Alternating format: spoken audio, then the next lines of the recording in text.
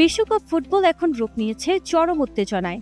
Final সহ বাকি আর মাত্র 4টি ম্যাচ। প্রথম সেমিফাইনালে ইউরোপের দুই পরাশক্তি ফ্রান্স ও স্পেনের হাই ভোল্টেজ দ্বৈরথ দেখার অপেক্ষায় বুথ পুরো বিশ্ব।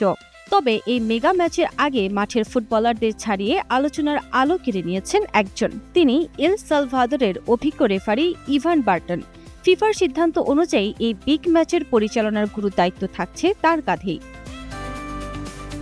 চলতি বিশ্বকাপে এটি বার্টনের চতুর্থ ম্যাচ। তবে এবারের আসরে তিনি কেবল ম্যাচ পরিচালনার জন্যই নয়, বরং একটি অদ্ভুত ও বিতর্কিত সিদ্ধান্তের কারণে বিশ্বজুড়ে শোরগোল ফেলে দিয়েছেন। বসুন্ধরা টিস্যু, অশুদ্ধতার বিরুদ্ধে এক বিন্দুও ছাড় নয়।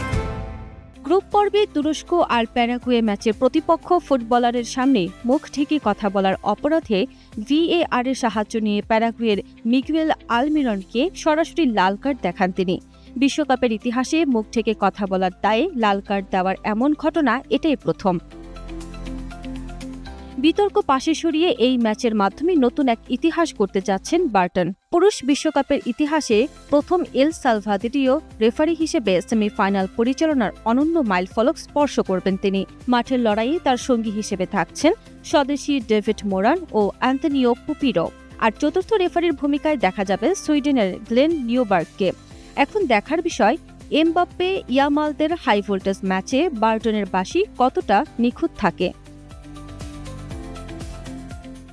বসুন্ধরা টিস্যু, অশুদ্ধতার বিরুদ্ধে এক বিন্দুও ছাড় নয়।